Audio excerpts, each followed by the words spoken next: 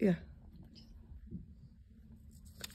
Nu vil jeg gerne have min ballon. Den er rød, så jeg sætter den på noget rødt stof. Gerne ud til kanten, så man ikke spilder for meget stof. Man kan vælge at sætte en knappenål i, så den ikke går nogen vegne.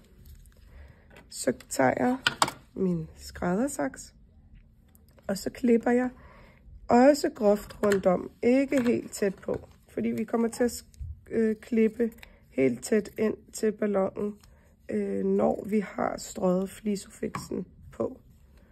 Og det her, det gør jeg med alle de motiver, jeg skal bruge. Og jeg vil gerne bruge gråt til gravstenen og sort til mine bogstaver. Så det gør jeg lige, og så vender jeg tilbage. Så skal jeg til at stryge flisofixen på. Og I tager bare et strygejern, og så begynder I at stryge flisofixen på. Og I bliver ved indtil limen er aktiveret. Det vil sige, at limen begynder at sætte sig fast på stoffet.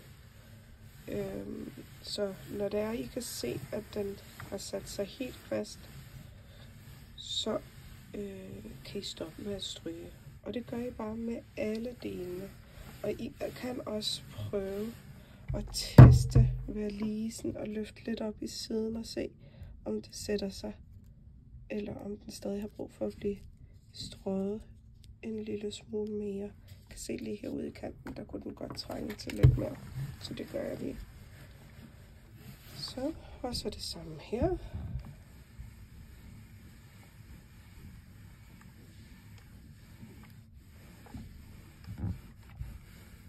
Og det samme her.